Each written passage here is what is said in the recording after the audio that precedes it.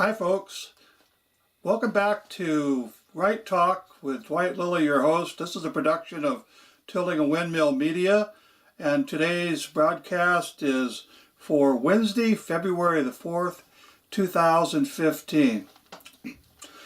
If I stumble a little bit today, I hope you forgive me. I've been a little bit down in the dumps with my health this last few days.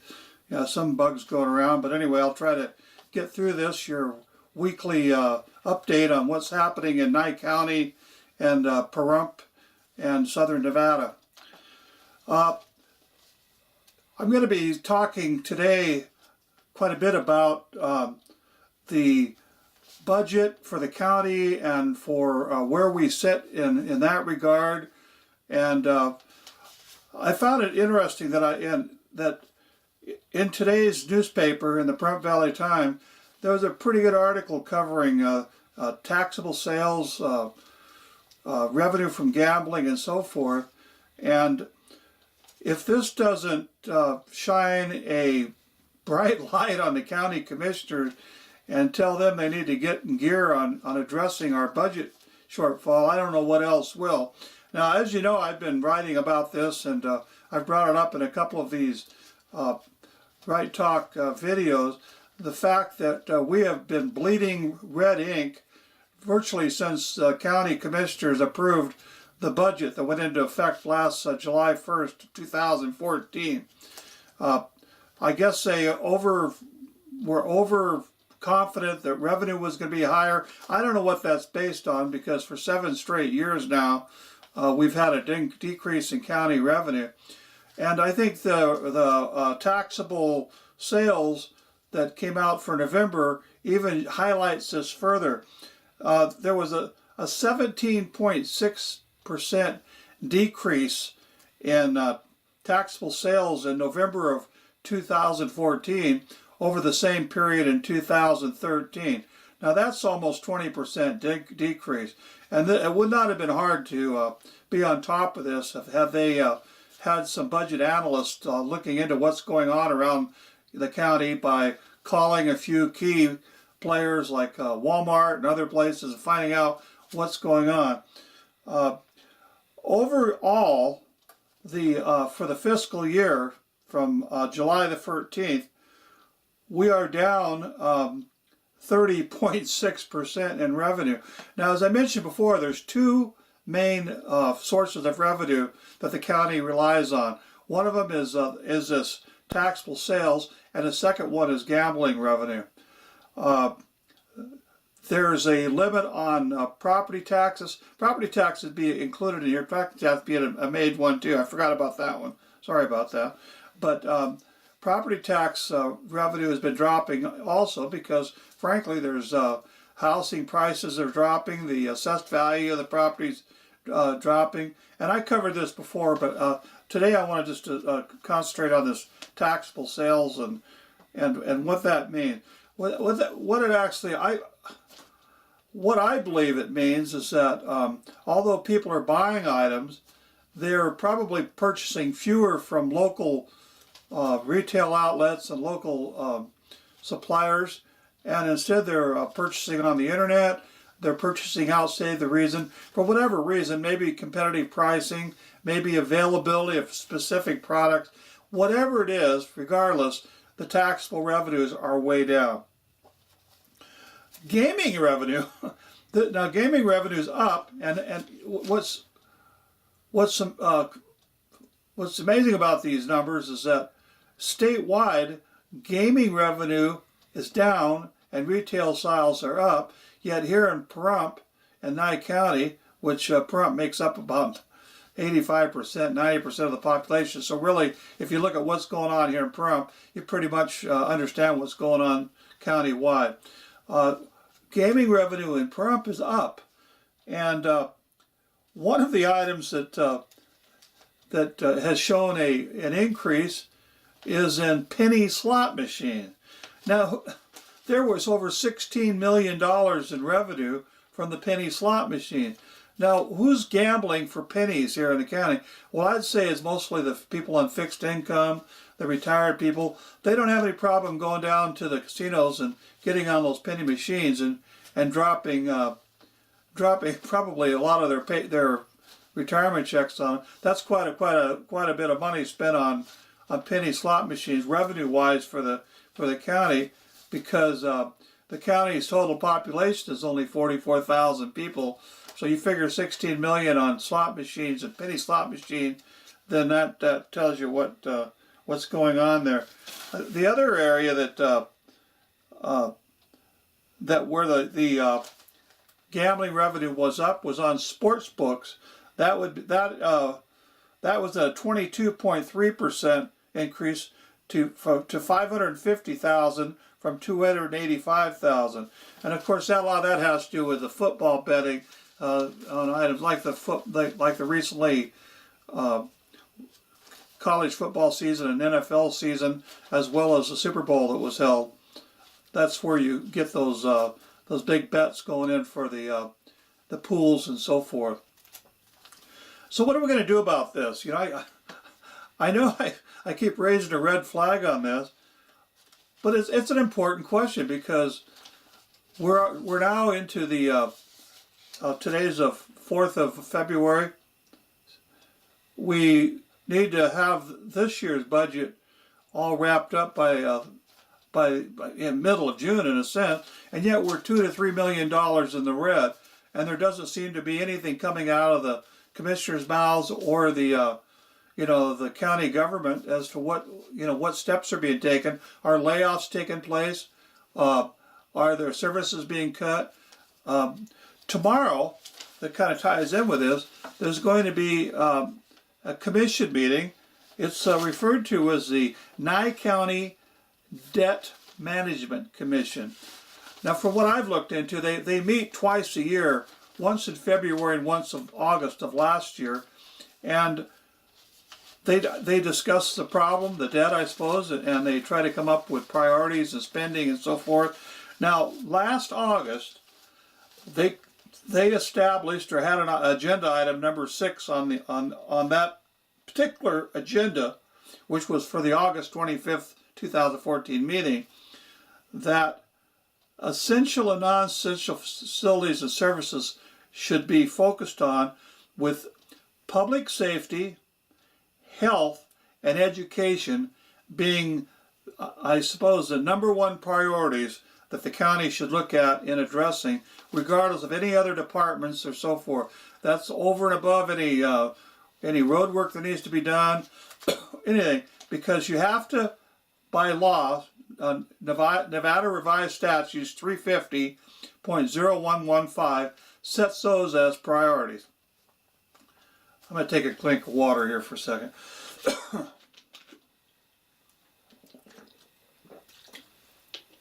Something you won't see in your national broadcast, but I don't have to adhere to any of their policies. Anyway, getting back to this. Here we are. If education is a priority, if health is a priority, and if public safety in general is a priority, I assume that means sheriff department.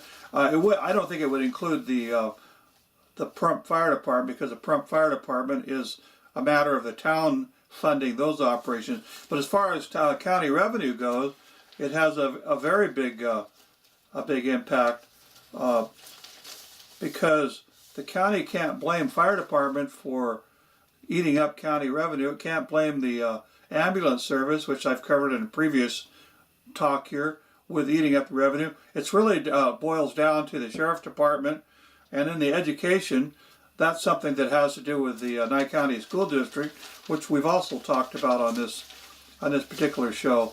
The voters haven't been real supportive of spending a lot of money on the schools right now. I think, and I think they have a sour taste in their mouth on some of the local news stories surrounding that subject. But regardless, this debt management meeting has to take place.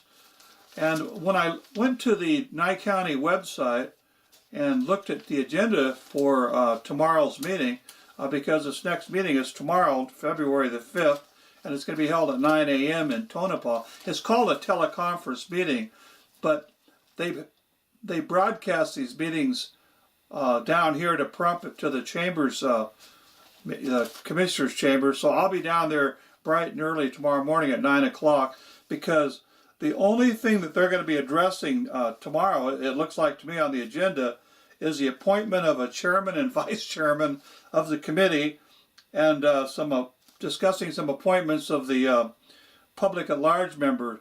But there's nothing on the agenda talking about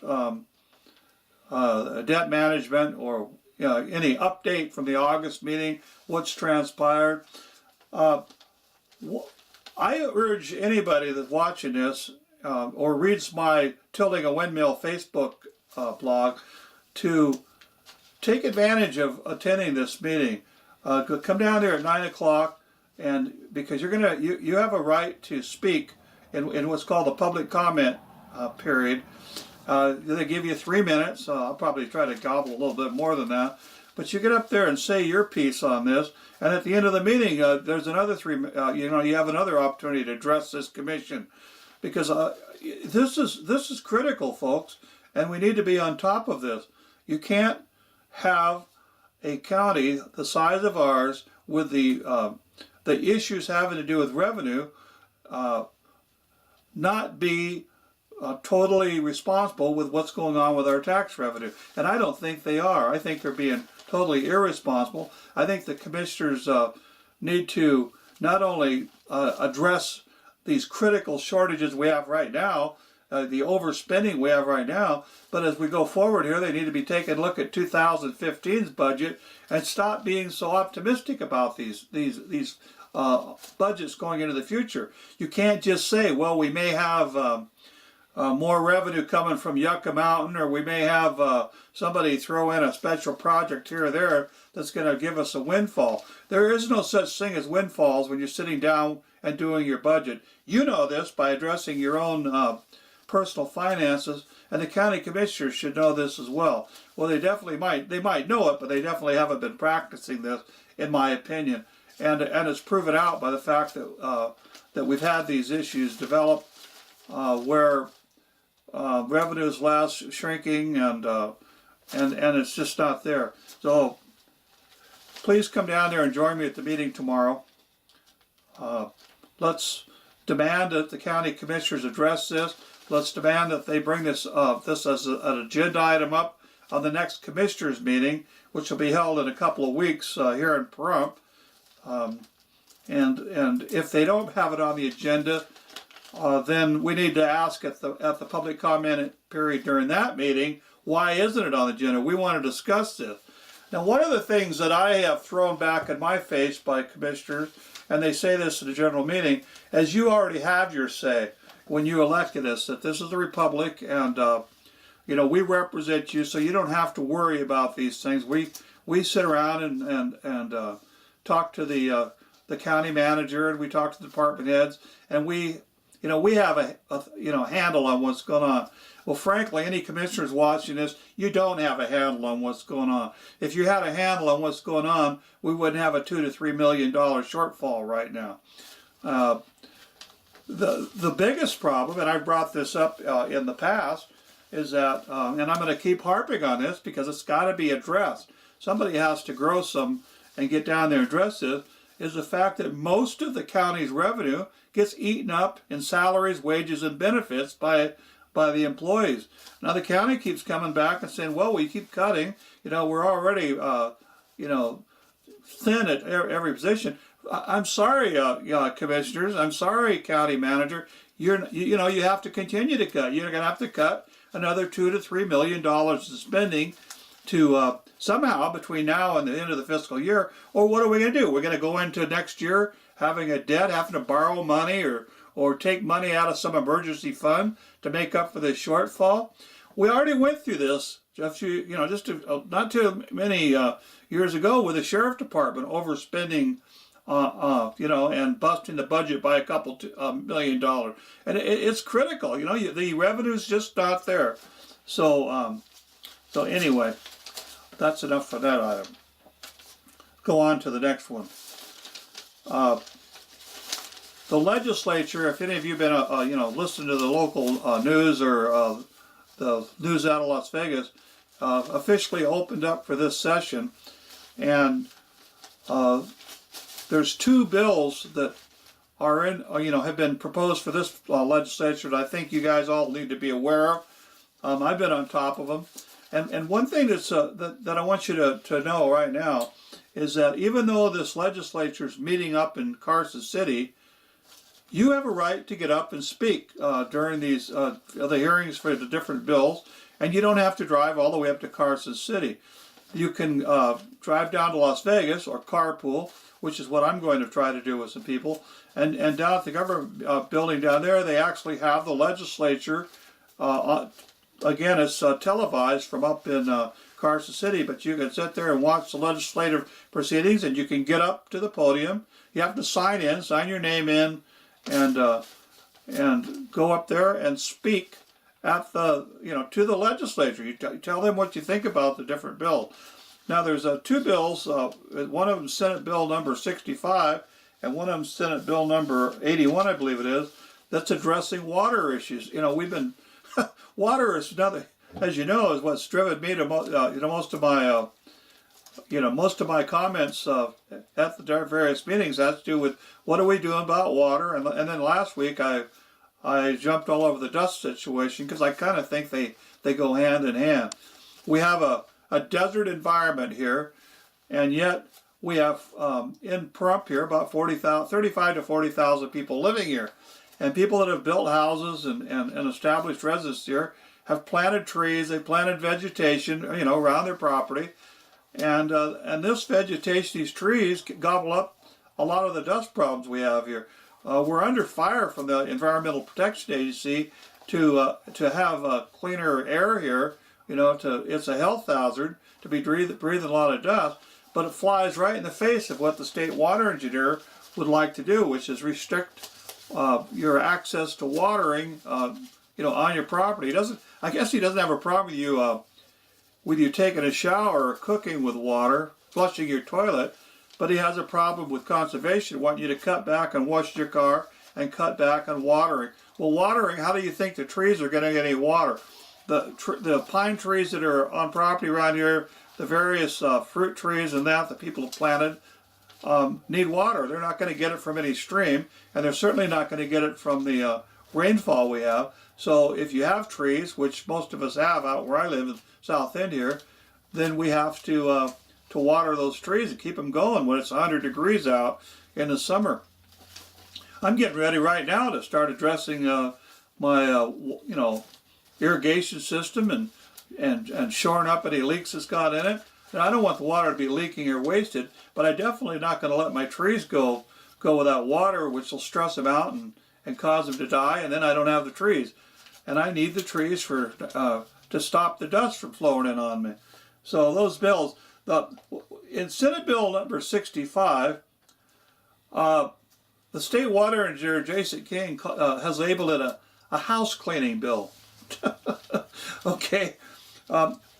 If you've been to any of the District 162, Water District number Basin 162 meetings, or the Water Board meetings, or the Water Board Advisory Board meeting, you know that the argument from Jason King and his ponchos up in Carson City is that he believes that he has the right, under current state law, to come in here and tell us that we have to stop drilling wells, that those that already have water wells, like myself and others, have to cut back on our water usage, even though it's historically been, I believe, precedent-setting that each one of the private well owners has an access to 2 acre-feet of water. I call it 2.2 acre-feet of water. He can argue with me over that, but I've read the figure 2.2 acre-feet also in doing research. But even if it's 2 acre-feet of water, I need that water. I don't care what his thoughts are and whether he has a right to manage it. I'm not going to cut back to a point where I kill my trees. Now, if I'm only using 1 acre-foot or 1.3 acre-feet or whatever I'm eventually using, that's my business. Now, I'm not wasting water, and you aren't either. I talk to people who live here all the time. Nobody's out here just dumping water on the ground. The only people I see dumping water on the ground are the fake farms around here, which I've brought up, and where they just decided to water property and plant, I don't know, whatever they call it, a farm out there, just so they can prove their beneficial use of water. Well, that's not beneficial use, and that's something that Jason King should be taking a look at, because state law says that you can't waste water. But to come picking on what Kenny Bent, one of my fellow activists in this area, he labeled at a recent meeting. He calls us the low-hanging fruit. We're the easy people that the state water engineer can go after. The 11,300 or so private well owners here in Nye County, in the Pahrump area here mainly, that have water wells, and we've we came here and settled in, and we want to use the water that's available. Even if we don't use the whole 2 or 2.2 acre feet, we feel we have a right to use what's percolating down underneath our property here. As one of my friends says, he says that in his research that because underneath the ground here, with the groundwater, since it's mixed in with the soil, that there's no really discernible way that you can say what in down there is water and what down there is soil. It's mixed together, and so we have our acreage up above that we've got. Then the water blow us, and the ground below us that's there is ours to use. I'm sure Jason King would argue that point, and that's why he's bringing up these bills before the state legislature. He wants to basically include groundwater, which is water underneath here that we're using our wells, with surface water as far as his right to regulate them. Now, if he calls this a clarification, a house cleaning bill, yet he comes out and says he already has the right to regulate this. Well, then why is he needing to go and clarify the language in the NRS 538, which deals with why do you, Jason, if you're watching it? Or excuse me, 533, NRS 533, which addresses water.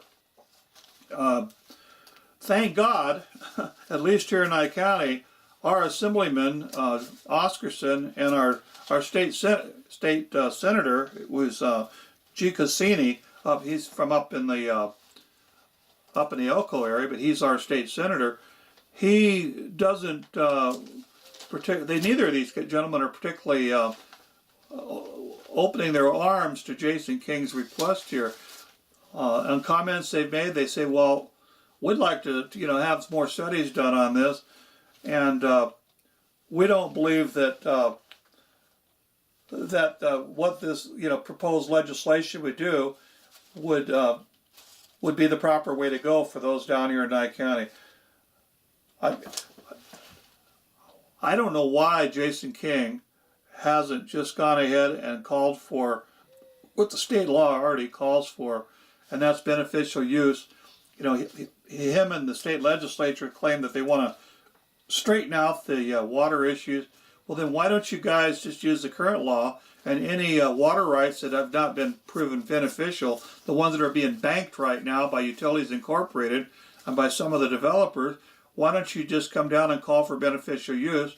And if they can't prove that they're beneficially using them, and that doesn't mean wasting water on fake farms, then they get surrendered back to the state, and then they could just be retired. Well, he doesn't want to do that, and but that's what the law says. So he wants to have this Basin 162 committee come up and solve his problem. And by the way, he says that he's willing to let the Basin 162 come up with a management plan for our basin water, which is my water and your water. But the damn committees are all rigged with real estate people and developers and utility company owners. And anytime the person that's on those committees speaks out, like John Boston did, they get removed from the committee by the county commissioner. And right now we have Dan Gann speaking out. Excuse me. And I wouldn't be surprised if he doesn't get removed pretty shortly, because he's in the he looks at these items the way I do, and other people with common sense do, that the real culprits in all this are the people holding on to all those banked water rights that they have. They're not banked actually, but they're held by them. And if he wants to address the law, the legal concern, then he should do something about straightening out legislative-wise this practice where the old people, the old first people that use the water here, have rights over all of us well owners. That's not right. That if this was going to be an issue, then all those old well owner, water rights owners, the farmers here in the area that basically sucked up all the water that was going to be available in their farming operations, growing cotton and alfalfa and what have you, they're the ones that brought the water table down.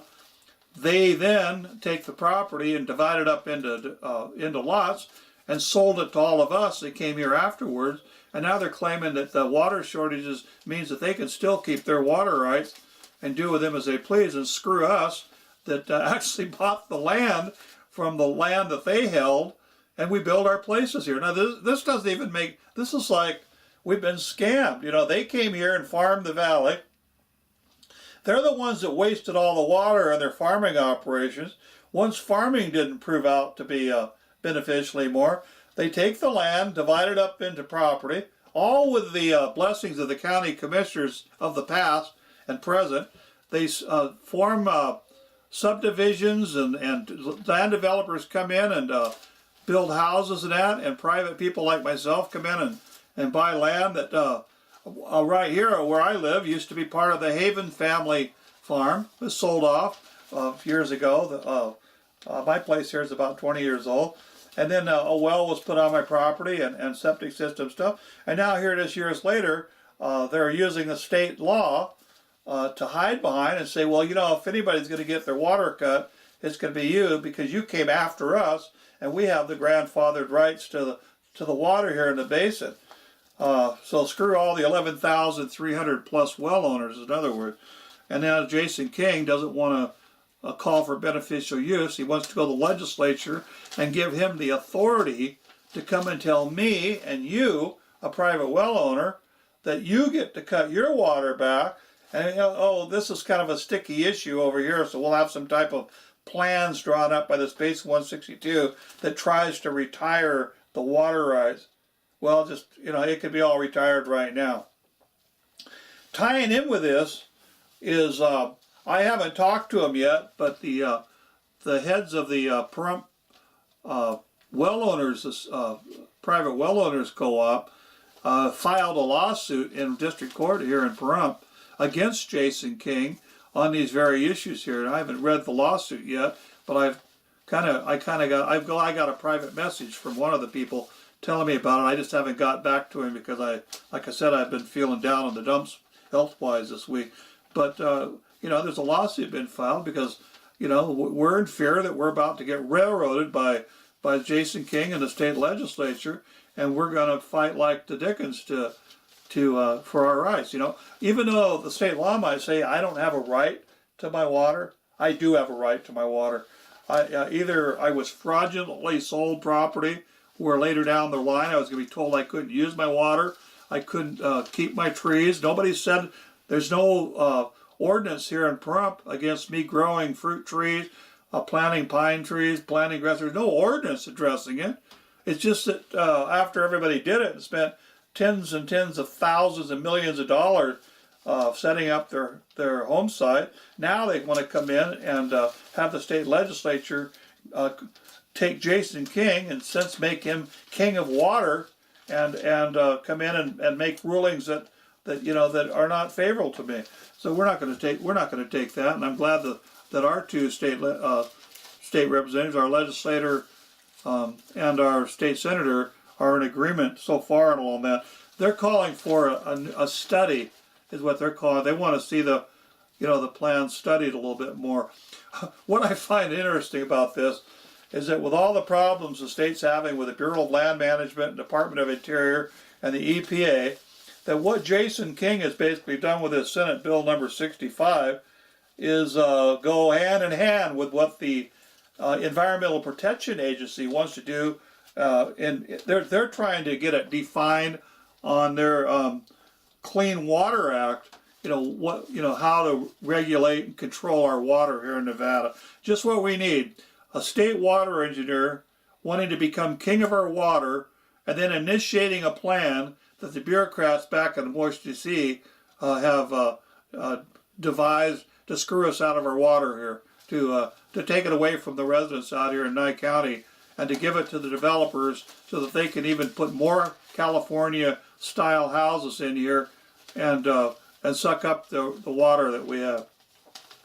Just in the news last night, California, people in California, even though there's some storms going in there right now this week, weather-wise, they're now 4 years into almost a zero water situation over there. From there's not hardly any been any rain or snowpack at all, and so they're having all sorts of issues over there. And it's right here in Pahrump. It's right in Nye County. It's all over southern Nevada.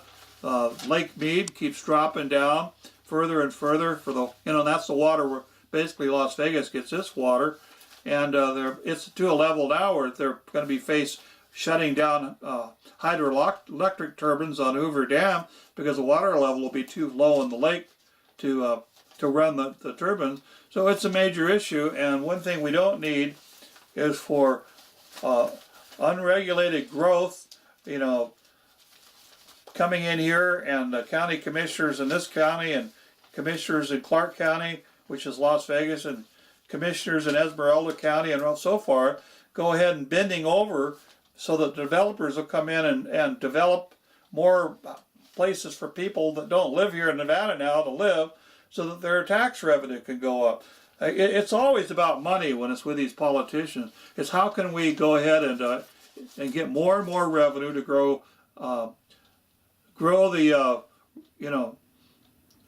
more spending, add more employees, to the government roster, and forget about services. That's another item I wanted to cover too.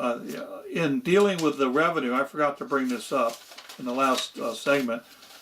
Rumor has it that there's Nye County commissioners are coming together and wanting to propose some way of taxing us more. Just what we need, more taxes here in Nye County. Our governor, who promised 2010 that he would stand firm and not raise taxes. He come into his term, this 2014 term, saying that when people ask him, well, what about taxes, Governor? He says, well, I've got some plans and I'm not willing to talk to you about them right now. Well, now that he's been sworn into office, he wants to come out with over $1 billion in tax increases. And now, like I said, the rumor is that Nye County wants to increase taxes. Maybe by me just mention this rumor, it might get these politicians to back off, because we don't need higher taxes. What we need is smaller government, more volunteers.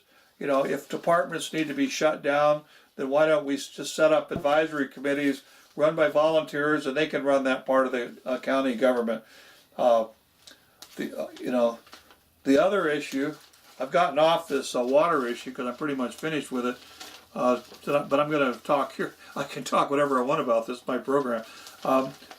Why not, as a county, just admit that there's not going to be enough revenue going forward and just reduce county employees all up and down the county, cut back on unnecessary departments that we're not really dealing with anyway.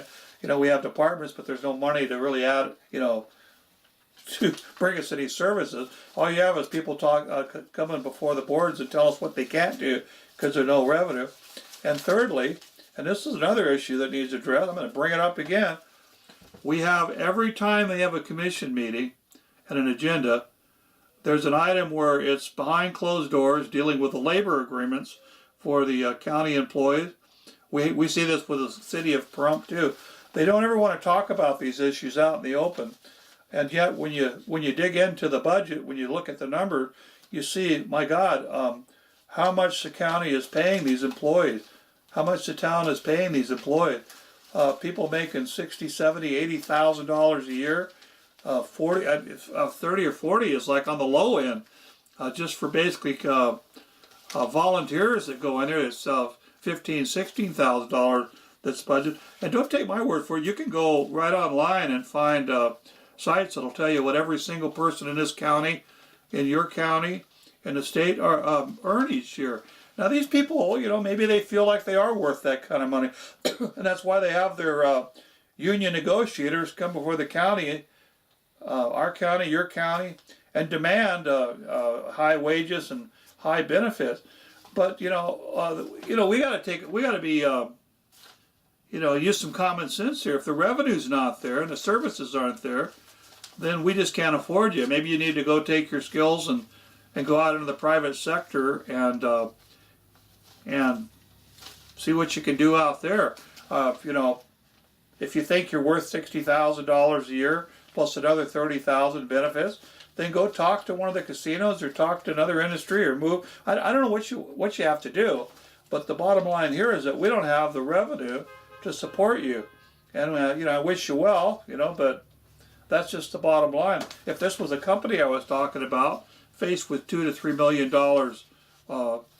in deficits, you can darn well be sure that I'd be addressing your pay issues and everything else. I'm not even talking about starving you. I would just like to see, I think a common sense approach for the county to look at would be, as they're negotiating the wage and benefits portions of the union contract, that to apply what a guy is making locally in private industry. There's nobody making these kind of wages and benefits on a large scale in private industry as there are on a county level. Anyway, that's definitely going to have to be addressed, and I'm not seeing it being addressed, and it's really sad. It really is a sad issue. The last issue I have today, because this might be a little bit shortened version of Right Talk this week, has to do with a food service contract with the Pahrump jail down here. Now we got this fancy multi-million-dollar jail that we house our prisoners in, and one of the issues that Sharon Worley, our new sheriff, has brought to the commissioners, and thank God 4 out of 5 of them agreed with her, is on a food services contract that she wanted canceled. Sharon, I think, has a lot of experience up in North County, up around Tonopah, and she knows what they were doing to feed the prisoners up there.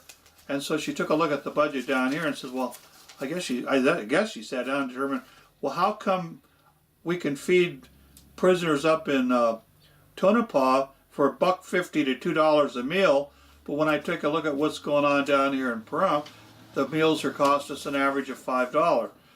Now, it might seem like a funny way to address budget concerns and everything, but I don't think it is. I think the sheriff, even though, in my opinion, she got off the wrong foot at the last commission meeting, asking to hire a bunch of expensive, assistant sheriffs and everything else, that at least she's taken a look out after our pocketbooks on this regard. There's a company called Trinity Service that has been handling the jail down here, their food service. They prepare it, I guess they bring it in and it's served, and it's costing about $5 a meal. Why is it costing $5 a meal to feed a prisoner? Well, whatever happened to the concept of bread and water when you get thrown in jail? Why aren't we addressing this with a way that Sheriff Joe does down in Maricopa County, Arizona? I think he's concocted up with some dietitians a form of gruel that they feed these prisoners. I don't think you need to come in and be to jail and be expecting anything other than basic nutrition. You don't need coffee or soda pop. There's a drinking water here for your water, your liquid needs, and we're going to give you $1.50, maybe even less, spent on a meal just to meet the basic nutrition requirements. You're not in jail to be in here as a it's not a resort situation we're looking at here. You broke the law in some form. You've been arrested and or you're being held and you're in jail. And all we owe you is basic nutrition. We don't owe you anything else like that. So I want to thank Sheriff Worley for addressing this. I want to thank 4 of the commissioners. The one that didn't vote, he voted no, was Dan Shinhoven, because he just didn't feel comfortable, I guess, not having some type of fixed expense. By canceling the food service, what's going to happen and what's going on up in Tonopah is that jail trustees, I guess these are people that, are in jail for drunk driving or whatever, people that aren't really hardened criminals, the trustees that are in there serving their time, that they are going to cook up the meals and prepare the meals for themselves and their fellow prisoners, and this can all be done for far less than $5. And like I say, with the prisoners, screw the prisoner. I'm not really that, concerned with what their gripes would be along this line. If they don't want to eat gruel and drink water, then don't go to jail. So that's about it this week, folks. I may have another edition of this either later in the week, this weekend, or not.